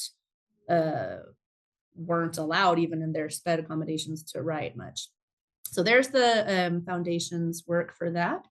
The second material here, this one would likely just be a day. And I find, like, if I put a timer on, like, okay, we've gone through this first part, here's the timer for your work. And then, you can display it in the front of the class. That kind of helps light a little bit of a fire. You might still have students who don't finish. I always allow my students to finish whatever they need as homework. But this could be a day. So this one was from not a whole source, but a couple of interesting quotes I found about the U.S. involvement in the Gutierrez de Lara expedition. So before they read anything, we have the U.S. government and the fight for Mexican independence. There are two opposing opinions here. One reason the U.S. would support Mexican independence from Spain is, and then just have them guess, like make an educated guess. This shouldn't involve anything with dinosaurs or anything, but one reason they would oppose Mexican independence is, and then have them guess. So then this part, I would go through and read it myself the first time. You could go through and have that second time they read it, maybe do the phrase breaks or highlight any keywords that you're like, I know what that means, and I think it's going to be important. You could give them a goal, like highlight any people or places or things, or highlight whether you see support for independence or opposition for independence. So you can give them kind of this so they can read with a purpose. And then it's just setting up basically who Bernardo Gutierrez de Lara and Augustus McGee were. And it says that Gutierrez de Lara actually traveled to the U.S. to meet with James Monroe, who puts him into, who was not the president at the time, he was Secretary of State, who puts him into communication with this man named William Shaler, who was a special agent in Cuba. And Shaler kind of becomes this go-between as the Gutierrez and McGee expedition try and get help from the U.S. And Shaler has two quotes that are used here for the primary sources, where he's talking about like how it's the movement is growing, they're going to sweep the crazy Spanish out of these provinces, and then the U.S. can move in, or he doesn't actually say that, but the U.S. it'll open the Texas up and it'll open Mexico up to the U.S. talents and enterprise of our citizens. So for the advanced, they're just answering questions about this reading, about who's in control of what and where, and what are the people of the Augustus McGee expedition trying to accomplish. Did the U.S. support it publicly or privately? Why not? that kind of thing. Um, then for the grade level, same start, but they get multiple choice and then just a couple of short answer responses. And then for foundations, the two opposing opinions are put in there and they have to choose based on the context of the statement whether to choose support or oppose. For example, one reason the US would support or oppose Mexican independence from Spain is they believed an independent Mexico would be more beneficial to the US. So they would choose, would that be a support or an opposition viewpoint? And then theirs is all multiple choice, except for the very last one where it's just kind of your own thought or your own opinion.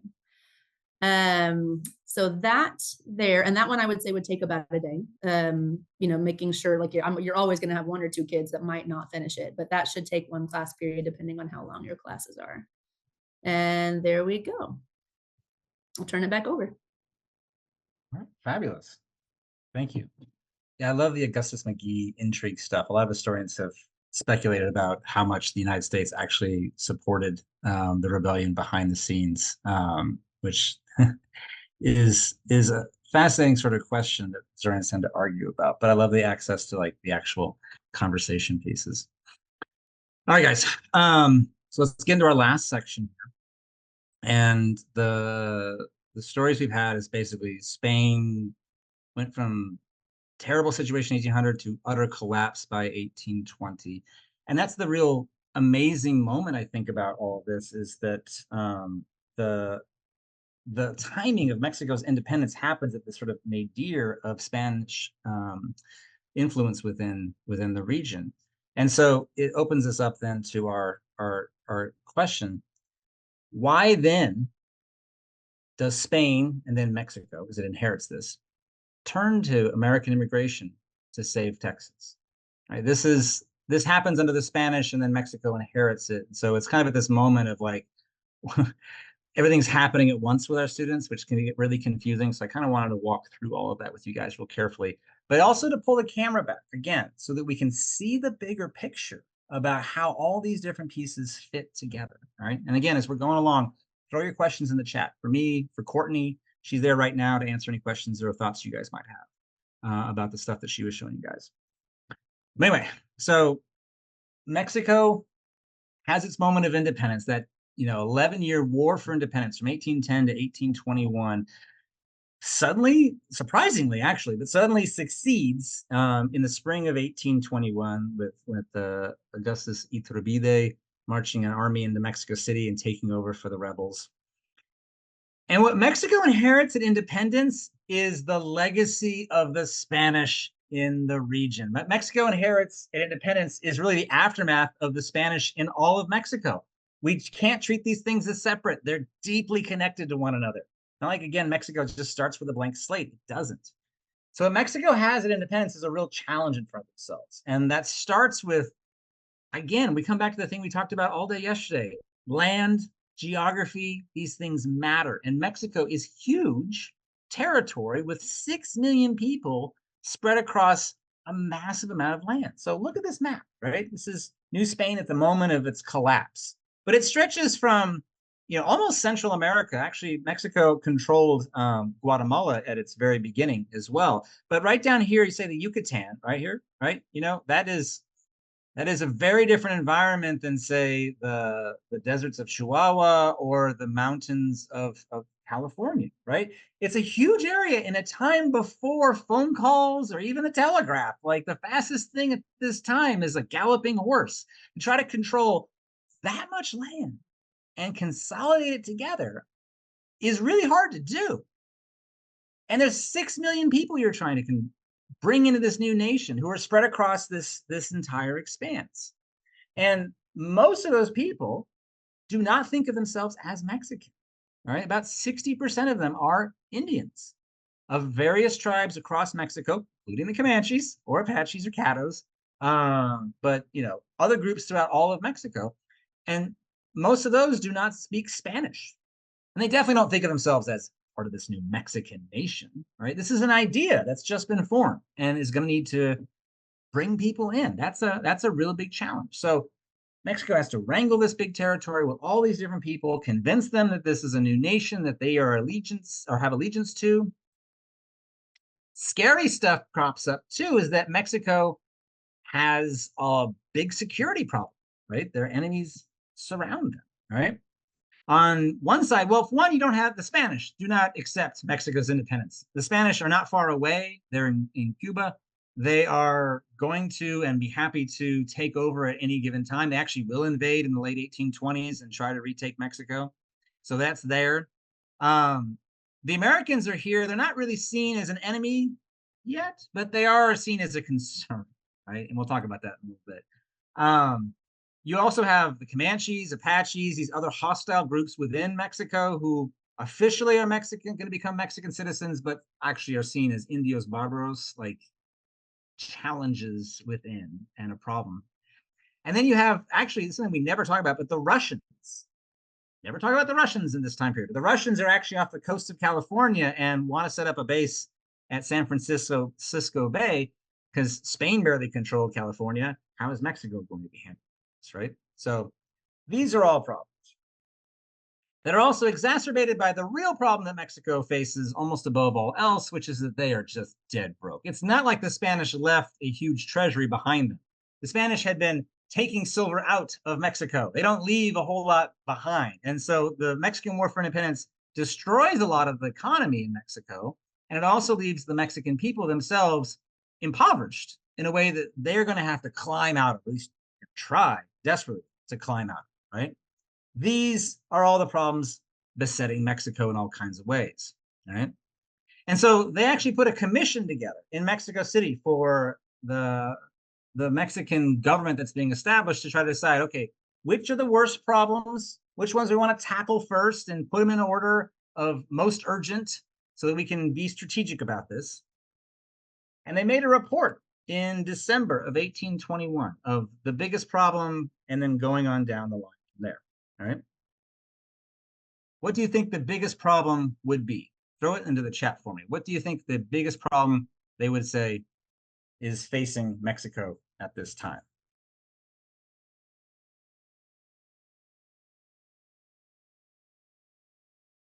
Unity, population, not enough people, broke population, no people up north. Yeah, leadership, Native American tax, managing land. And these are all true, right? These are all enemies of various sorts, within and without, northern borders, Indians, no experience with self-government. And these are all problems that Mexican leaders recognized and pointed towards. So you guys are all absolutely right. But a lot of you guys are pointing to the problem that they did see as the most dangerous to them, which is what they had inherited from the Spanish, which is a very weak hold on the northern borderlands. Texas, well, really Texas all the way to California. But Texas was seen as the biggest problem. It was the scariest point. There were so few Spaniards, now Mexicans, which again, we're going to just call Tejanos because that's a kind of term that spans Spanish Mexico and then later Republic of Texas and all that sort of stuff. There's so few of them there that Mexico really can't control or count on that region, and they seen it as a big weak point. And so when that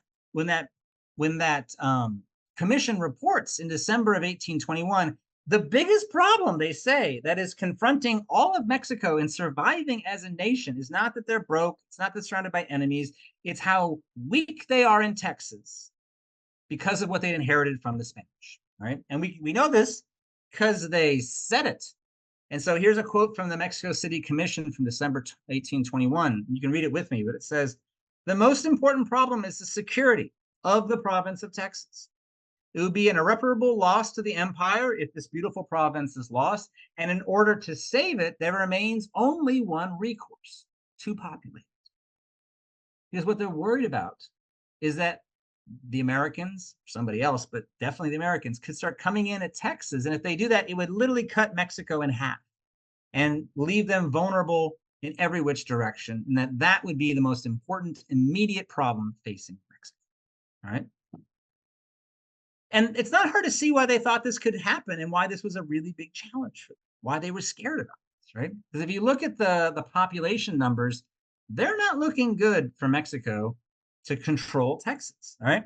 So look right here with me, all right? You guys see Louisiana right here? It's got about, by 1820, On the U.S. side of the U.S.-Texas border, you've got about 153,000 people in Louisiana. All right. You got about 75,000 in Mississippi and about 144,000 in Alabama. If you add all those together, and I did with a calculator because I'm a historian, we're not good at math, but if you add those all together, you get about 370,000 people, more than a third of a million people. All right. How many people are loyal to Mexico on the other side of the Sabine River? Maybe 3,000, right? 3,000 versus 300,000. Like if you're in Mexico City and you're looking at these numbers, you're saying to yourself, what is to stop the Americans from just pouring in across the border if they want to? They recognize just how vulnerable they are. And the reason that number, this is what I keep hitting, I know, but it's important. The reason that that's only 3,000 in Texas is because of the decisions that the Spanish had made this entire time. The mission system and then the destruction of the early 1800s. It's now bearing fruit in a way that Mexico is going to have to deal with. They inherit all of these challenges. Now, why are all those Americans piling up along the Texas border? It's because of the Cotton Revolution that's happened in the United States. All right. This is where U.S. history is important to understand Mexican history because it all comes together in Texas. All right. So 7th grade and 8th grade spiraling together in all these important ways. But during the 18 teens, all right, at the exact same time that the Mexican War for Independence is happening, the Gutierrez-McGee expedition is happening, all those things are happening in Mexico that's destroying the Spanish presence in Texas. In the southern United States, there's an explosion of migration and wealth because the cotton explosion has happened. The cotton revolution has happened. The price of cotton is a long story here. I actually wrote an entire book about this, but the short version is the British, who were the main buyers of cotton in the global economy, they started buying as much cotton as possible after the War of 1812. So in 1815, they just start buying as much cotton as they possibly can. The price doubles from 15 cents a pound to 30 cents a pound. And when that happens, the margin of profit goes way up. And you can see right here all these arrows. People come pouring down into what becomes Mississippi, Alabama, and Louisiana to grow cotton in the cotton frontier. All right. And they're trying to build this, what they often refer to as a factory in the field of these cotton plantations, where you could grow a massive amount of cotton, clean it, pick it, bale it. You guys see the bales on the bottom left-hand side here. Those are 450 pounds each. You put them in that steamship you guys see in the background, send that down to New Orleans. You can make an obscene amount of money, a boatload, literally, of money if you put all that into the hull of the ship and send it over to Liverpool, England, all right?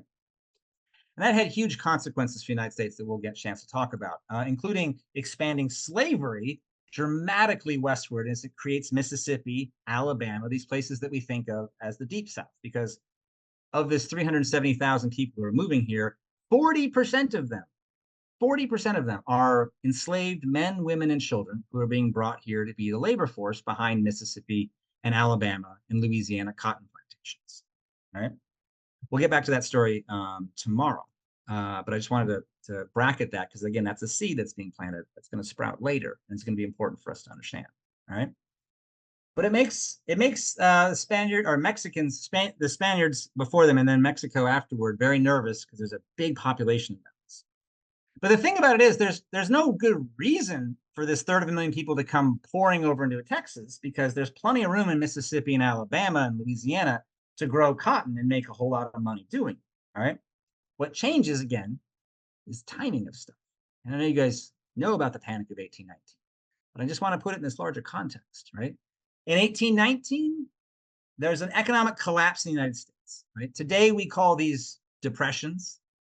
Back then, they called them panics. A, because it's a really fun name, and why not? B, because when the economy started to collapse, the people would panic, literally, and run to the bank and try to get their money out because there's no FDIC insurance back in this era. And if there was a run on the bank, which often happened in the aftermath of an economic collapse, everyone took all their money out, things collapsed. And so there's the Panic of 1819, everything collapses economically. And when that happens, the banks collapse. When the banks collapse across the United States, nobody can borrow money. When nobody can borrow money, it's like the housing collapse of 2008, for those of you guys who remember that, right? Suddenly, nobody can get loans from the banks. You can't get a loan, you can't buy a house. So in this era, you can't get a loan from a bank because it doesn't exist. You can't buy land. And then the federal government tries to make things better by making land more expensive and requiring people to pay for it in cash rather than financing, which is how most people had done it in the past. Just like buying houses today, most people finance almost all the house they buy. So the federal government, after the Panic of 1819 in the United States, makes it harder to buy land. And so what all that means, all that adds up to the Panic of 1819, is that on the eve of Mexico's independence, in the southern United States, it became really hard to buy land as people are losing their livelihoods because of the panic. But people still want to buy land because the British are still buying cotton. So if you can get land somewhere, and not in the southern United States to grow cotton, you might be able to resurrect your financial opportunities, and you might be able to rebuild your fortune in some way. All right. That becomes the idea that Moses Austin has. All right. And Moses Austin, I know you guys, he's in the Teaks, obviously. I know you guys know all about Moses, so I don't need to go into great detail about him, but he's kind of a fascinating character too. There's a great biography written about him that I highly recommend. But he's originally from Connecticut. It's a lead miner, lived in Virginia when his son Stephen was born. He moves out to the far frontier, Missouri, lead mining out there. Panic of 1819 destroys his finances, absolutely destroys it. So he decides in the aftermath of that he's going to go to Spanish territory and see if they would be willing to allow him to bring in Americans from the southern United States to settle in Texas. This would be beneficial for Spain because he's going in the aftermath of the Panic of 1819, because they need more people, because they just, as we've been talking about, the Spanish have failed to populate Texas. And Moses Austin thinks the Americans will want to come in because they want land for growing cotton. He literally says this actually in his application to the Spanish Empire. So Moses Austin rides into Texas in 1820. Comes in from Louisiana, rides across the Camino Real. It's about a month in the saddle, long way to go. Makes his way to San Antonio, gets there 2 days before Christmas, 1820, with his crazy idea. And I love to play this out with students, and I'm sure you guys do in your classrooms. If you don't, I highly recommend it because the students find all this just fascinating. At the college level, I can only imagine this would work just as well with 7th graders. But I imagine Austin getting off his horse and he's exhausted. He's walking across right here, the military plaza, and he's got this great idea he's super excited about.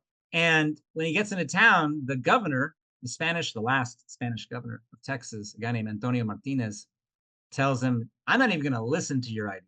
You turn around and just ride your little self back to Louisiana where you came from. And that only makes sense if you understand what the Spaniards in Texas have been going through up until now.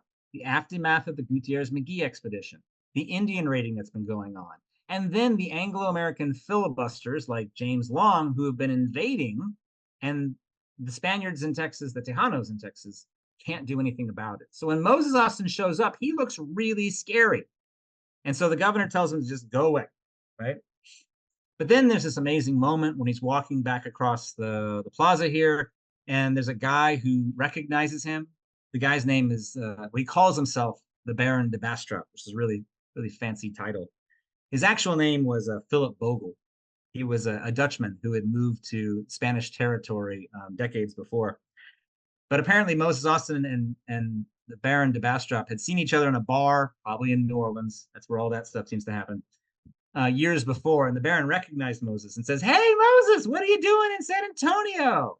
Moses comes over and says, oh, well, I had this idea, but the governor won't listen to me now. And the Baron's like, well, I totally know the governor. I'll introduce you guys.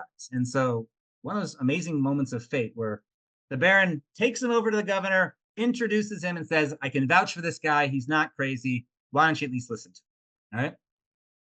And so I always ask my students, and this gets to be a great debate, right? Like Courtney's the expert on pedagogy. She's got some great materials to show you guys, but like, I love asking my students this question because they love to speculate and they usually think of themselves as much smarter than people in the past. So they love to talk about how they know exactly what they would have done. It makes for a great debate. But eventually I bring them back to reality a little bit, that the Tejanos in San Antonio don't know what's going to happen next, or at least in 20 years, just like you and I don't know what's going to happen in 20 years. So they have to work with what they know at that moment. And so the Tejanos weigh the options here, and they come back and say, yeah, we want the Austin colonization project to go forward. And there's basically three main reasons for this. All right. Reason number one, they just need people who are not Comanches to live in Texas. I mean, that's really all it comes down to. They just need warm bodies that aren't going to attack San Antonio, right? One Tejano at the time says, and I'm paraphrasing, but it's pretty close to the quote. He says, "For my way of thinking, I can't imagine the advantages of bringing in people from anywhere. It doesn't matter where. If we could recruit in hell itself, I would do that." But they can't do that, so they have to recruit in the United States. So this is solving a problem that you have to understand what happened in the Spanish period to understand their reasoning when we get to here. And then the second part is they really want to develop Texas economically. Texas has been poor for the Spanish this entire time. It doesn't produce gold. It doesn't produce silver. It has no value or wealth. But maybe it could be valuable if these American farmers come in and bring cotton into the region. That could bring wealth. So once again, geography matters. They may not have gold under the ground, but they've got rich soils that can grow very wealthy crops. And the Tejanos know how wealthy these crops can be, because if you live in San Antonio or Nacogdoches or even La Bahia, the main port you would go to for supplies is not in northern New Spain. It would be New Orleans. So the main players, the Tejanos in San Antonio, they often went to New Orleans to buy supplies and come back home. In New Orleans, what did they see? The incredible wealth of the cotton frontier and all the money that was bringing into Mississippi, Alabama, and Louisiana. They want that for themselves and for the development of Texas that's been poor this entire time, right? And then the third reason is really the culmination of the entire Spanish period. The Tejanos in San Antonio, San Antonio, they'd pretty much given up on the idea of ever getting support from Mexico City. It's just not going to happen, right? Experience has shown them time and time and time again that they're never going to get meaningful support. And so the Tejanos endorse this plan of Moses Austin. All right, they give him approval. The governor writes a letter to Mexico City explaining why he thinks this is a good idea. And this is a great quote from this. I'll just read this with you guys. It gives you a sense of what the Spanish in Texas are feeling, right? It says, "The proposal which he, Austin, is making is, in my opinion, the only one which is bound to provide for the increase in prosperity in this settlement. Otherwise, I look upon the appearance of such a favorable development as quite remote." It's basically this Hail Mary or nothing, right? It's their only choice. So I always tell students, it's not like the Anglo-Americans were seen as the best choice. This is important context. They're seen as the least bad option available because it's either that or basically the Comanches take over. Those are your two options. So they tell Moses Austin, yes. You guys know the story from here. He's so excited, he promptly dies. No, he goes back to the United States. He gets sick along the way. He does die pretty quickly soon thereafter. His son, Stephen, takes over. And it is while Stephen F. Austin is riding into Texas in July and August of 1821 that news arrives in Texas that Mexico is independent. And it is at that moment that things change dramatically for Texas, because now they're bringing Anglo colonization. Mexico City has decided this is a priority, and this is going to change how the land is being used, how the Indians interact with people as these new people come in, how the Tejanos experience the region and their place within it. Everything's about to be a sea shift, but it all builds on everything that came before it. So with that, I'm going to pause again, hand the mic back over to Courtney, and I'm going to jump in the chat and start talking to you guys there. So. All right, this last little bit, share. These last two materials, they are not at different levels, and you'll see why as we go along.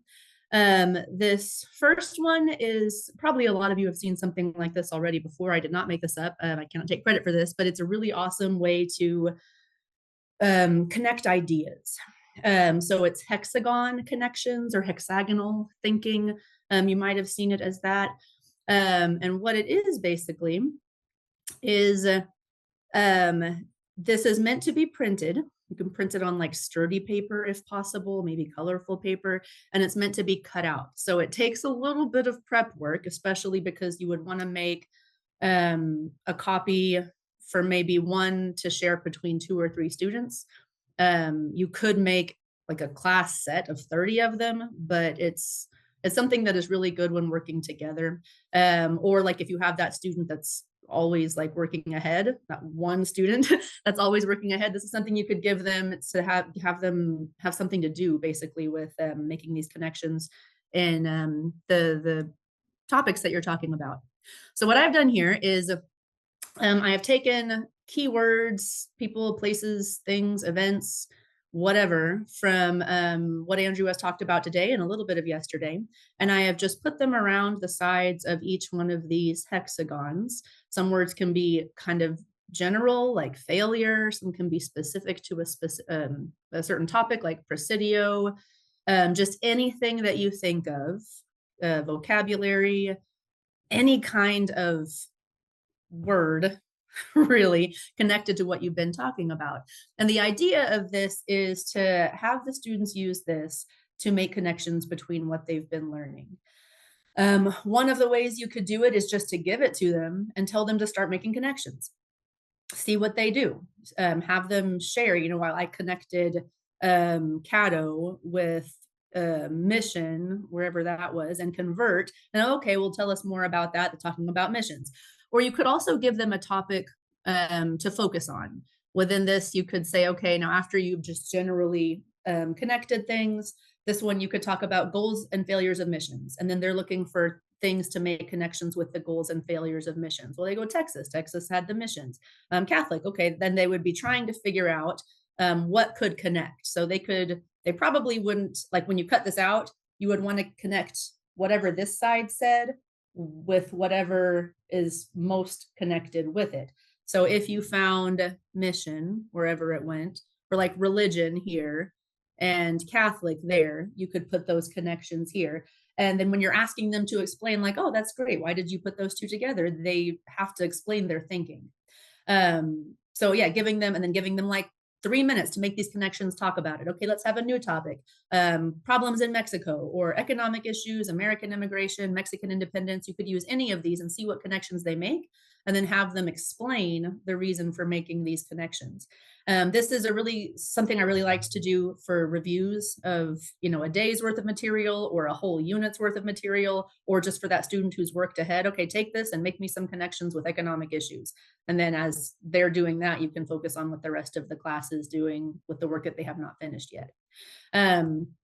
When you open this, it makes a copy. So you can just take, there's little text boxes here. And what I can do also to make this a little easier, if I remember, is just delete out all these words. And then you have a template basically for this, for any topic that you want. Or even if I don't get around to that, you can go in and make another copy of this, delete out all of the information inside these boxes, and then or hexagons, and then you can use them going forward to review for any topic, any unit that you're working in. So there is that. And then the second material is also only one level. And the reason for that is this. There is no STAR in the 7th grade history, social studies classes, but there is a STAR in 8th grade. And what I heard from a lot of the 8th grade teachers, whenever we would have meetings across the grade levels, is anything we could do to help prepare the kids for 8th grade and STAR and everything was really, really helpful. So I started incorporating the new STAR item types into the types of questions that I would use. And if you use any systems like Lohman, they already do that. But if you can, in the materials tomorrow, I'm going to link a resource that shows all of the new item types and how they're set up. But there are like 8 new types of questions. It's not just multiple choice on the 8th grade social studies STAR anymore. So what this assignment is then is all one level, because the STAR, there's almost no accommodations for most students, even SPED students, as far as I know, on the STAR. So this is all one level. And so for lower levels, it would really take some like hand holding and walking them through the process and scaffolding. But the goal is to use a primary source material to answer STAR questions. So starting out with, there is what's called a pre-reading guide. And this is a really good tool for building literacy. It helps focus students' attention on what they need to pay attention to and what they're about to read. I like to throw these in whenever I know, we're going to have a reading that I need them to focus on certain things. So there's 4 statements here about the reading. And I tell them, like, I know you're not going to know these answers, but we're going to do pre-reading predictions. What do you think the answer is based on what you already know or just your best guess? For example, one of New Spain's requirements for the 300 American families immigrating to Texas is that they support a free, democratic government of Texas. They're going to guess, oh, sure, that's true, or no, I think that's false. So they go through, there's no discussion whenever I do this. I just read it, you make your best guess. And then don't do the post reading yet. And we have to talk about sometimes what pre and post mean, because not every student knows that. But when we do the pre-reading questions, then we slide down to this primary source document. The document is an excerpt from a letter that the governor of Spanish sent to Moses Austin in February of 1820, before he was set, like he got permission, but he hadn't brought the first people there yet. And so in this letter, the governor is kind of talking about why this is a good thing, but mostly he's talking about the requirements for the people that Moses Austin is going to be bringing in. Religious requirements, political requirements, following the law, having a good job, what types of jobs they can have, that kind of thing. So basically we read through this, maybe read through it a few times. I didn't put any vocabulary help here. It's not super difficult, but you could have them mark words they don't know. You could talk through those words. And then after you've read through it once, you go back up here and see if you can answer these questions. And if you're still not sure, if you have time, say, okay, well, we know 1 and 3 and 4, but we didn't really get number 2. Let's go back and read it again. Look for this information. And then once they have the post-reading answers, then I would say we're going to go through and read it one more time with the goal of finding evidence that supports the answers that we just gave. So in this, one of Spain's requirements, blah, blah, blah, if we said it was false, which they should have, we need to go find that now. So we're going to start reading and we're going to stop when we hear them talking about what kind of government they should support in Texas. When they get there, oh, it's talking about like supporting the down here, supporting the royal, I forget where it is now. But it's basically not supporting any kind of democratic government. It's supporting the king. Here it is, being faithful to the king, keeping the constitution of the Spanish monarchy. Okay, we see that. So we're going to go up there, write this information right here. Now, for students who struggle with literacy, you could have them come down here, find that quote that provides their evidence, mark a star next to it, or a letter A or something, and then they just come up here and write the star or the letter A in that passage, and then they bypass a lot of that writing.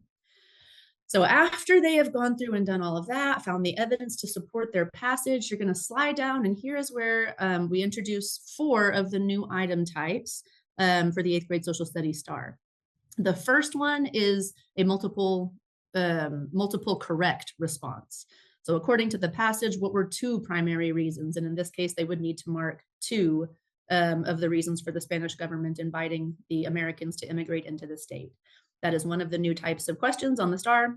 The second one is using a graphic organizer to pick, again, multiple answers that are correct. So the graphic organizer shows options for the various requirements of these families that Moses Austin was bringing in. You'd have to choose 3. You go through and they can highlight it in or circle it. I think the STAR itself is pretty much entirely digital now, so they'd be clicking them. But this is what it looks like if you use the Loman. I know it's a pretty common resource. If you use Loman, this is what it looks like on Loman tests. Number 3 is called hotspot or hot text. Hotspot is something else. Hot text gives you a chunk of what we had already read. And then there's 4 parts that are highlighted. A says take the weapons in their defense against any kind of enemies. B, C, and D. So they are selecting the answer that best demonstrates a political requirement. So they'd need to go back and see which one of these highlighted phrases supports or shows a political requirement to the American immigrants. And then one of the things that they are also putting on the star now is short answer responses. They're called short constructed responses. So they'd have to, I think they're encouraged, writing anything is really, the goal, but they're encouraged to write 2 to 3 sentences. And this says explain at least 3 expectations that New Spain set for these 300 families.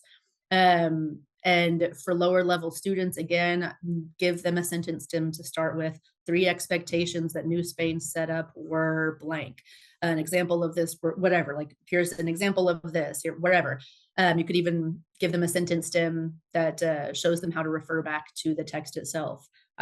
This is according to blah, blah, blah from the text. So these are 4 of the new item types. Oh, sorry, 5. Oh, this is a good one. This is, I believe, the last one, yes. This is a multi-part question that they're adding to the star. So it gives an excerpt again. This is an excerpt from what we have read.